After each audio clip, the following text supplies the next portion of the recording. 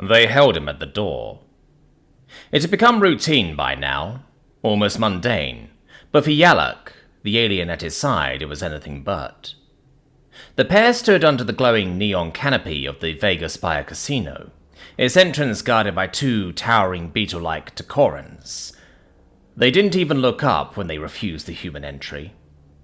"Sorry, species restrictions. Humans aren't allowed," one of the guards droned, antenna twitching. "Again?" the human sighed, leaning on the railing. His name was Lieutenant Carter, an officer on leave from the Starbound Accord's exploration fleet. "Well, I guess I shouldn't be surprised." Yalak tilted his head, his crest fluttering in confusion. "I don't understand. Why by you? Your credits are good, and it's not as though you've done anything wrong." Carter chuckled. "That's because you don't know the history, Yalak." He nodded toward a nearby bench. "Come on, I'll tell you the story. It's a good one." Once seated, Carter leaned back, looking up at the stars shimmering beyond the casino dome. "It all started with a time alarm," he began. Yalak's eyes widened. "A time alarm? Those are serious. A violation of the temporal accords." "Exactly," Carter replied. "Turns out some poor fools thought they could manipulate time to win a war. They were desperate, I'll give them that. An alien species, the Zorathians, were locked in a war with my people ages ago. It wasn't going well for them, so they tried something drastic. They sent agents back in time to undo key moments in human history." "What moments?" Yalak asked, leaning forward. Carter opened his mouth to respond, but before he could utter a word, a banknote came sailing through the air, carried by a sudden gust of wind. It smacked him square in the face. He froze for a moment, expression hidden beneath the offending currency. Then, with an exaggerated sigh, he peeled it off and inspected it. "Doesn't look like anyone's missing it," he said, glancing around. The aliens near them seemed preoccupied, oblivious to the airborne money. He stood, tucking the note into his pocket. "What do you say we get a drink? My treat." Yalak's jaw hung open in disbelief.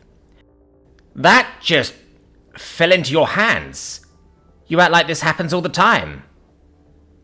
Carter shrugged. "It's not that unusual." He grinned.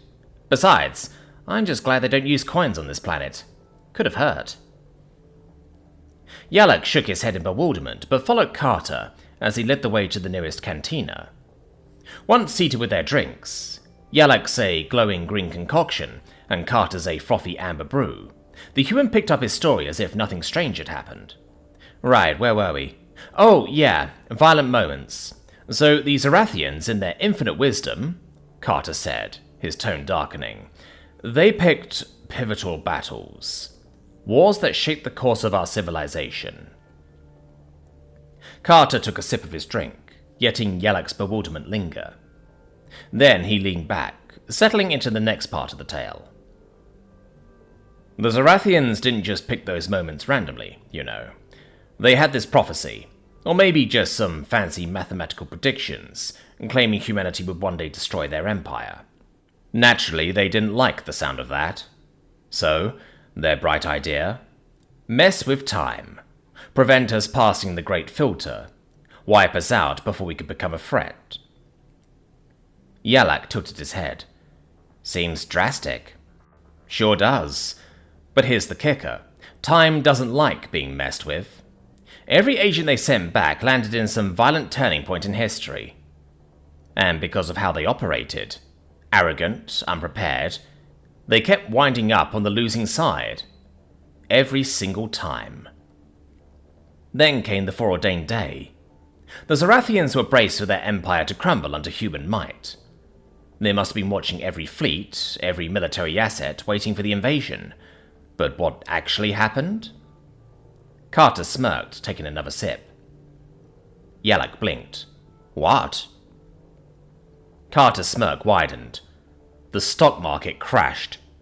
Human financial genius steps in and buys up every single Zorathian share at rock-bottom prices. Overnight, the Zorathian Empire was renamed the Zorathian Corporation, a wholly owned subsidiary of some human investment group. From galactic overlords to profitable portfolio assets in one day. And you better believe it's been a very lucrative investment. Yalak sat back, slight-jawed. You bought their empire? Carter shrugged. Wasn't me, but yeah, pretty much. The Zarathians were so busy worrying about war, they never saw it coming. Now they're stuck selling luxury goods and entertainment subscriptions to half the galaxy. Their prophecy came true, just not in the way they expected. Carter dropped his empty cup in the recycling bin and stood up, continuing. But what actually mattered is what happened back in time. They made themselves look like members of the losing side. He shook his head. You can imagine how that went. Yalak's crest flattened in understanding. They were mistaken for enemies.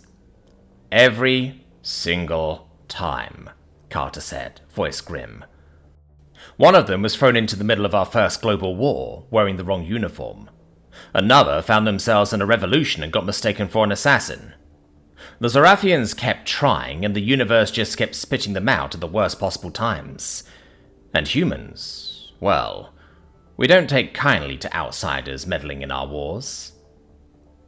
Yalak shuddered. So they were killed? Or worse, Carter said quietly. The Zarathians panicked. Every time one of their agents failed, they sent another back to fix the problem. It only made things worse. The time loop grew so tangled it triggered alarms in the Time Watch's sensor arrays. By the time the watch stepped in and sealed the loop, human history was intact, but the universe had learned something. Yalak tilted his head. What's that? That humans, Carter said with a wiry grin, always win in the end. That can't be true, Yalak protested. Carter shrugged. I didn't say it's fair, but after the Zarathians' mess, humans got a reputation. Call it luck, call it destiny, call it whatever you want, but people started to notice. If a human gets involved, things tend to go their way, no matter how impossible the odds. And that's why you're banned from casinos? Yep. Carter stood and stretched. Casinos were the first, then the betting halls. Now it's just common sense. No one bets against a human if they've got half a brain. Before they could leave, the clattering of tiles caught their attention. Nearby, a group of aliens sat cross-legged around a low table, playing a game that resembled dominoes combined with dice. Their laughter and chatter filled the air, but it stopped abruptly as Carter approached. Mind if I join? Carter asked casually. The group exchanged wary glances, their frills and crests fluttering nervously. Finally, one of them, a Velcrat with silvery skin, spoke. You know humans aren't allowed in the casino. This isn't much different. It's just a friendly game, Carter said with a grin. Low stakes, just for fun. Reluctantly, they let him join. Yalak stood off to the side, watching as Carter settled in. He picked up the strange dice and tiles, examining them for a moment before the Velcrat explained the rules. Carter nodded, catching on quickly. They began to play. An hour later, the table was quiet. The pile of winnings in front of Carter had grown absurdly large, and the alien stared at it in stunned silence. I think that's game, Carter said, tossing down the final tile with a smirk. The Velcrat leaned back, shaking his head. Impossible. You're not even familiar with the rules. Beginner's luck, Carter said with a shrug. The Velcrat's expression hardened. Luck doesn't last forever, human. One day, it'll run out. Carter grinned, standing and gathering his winnings. Maybe, but not today.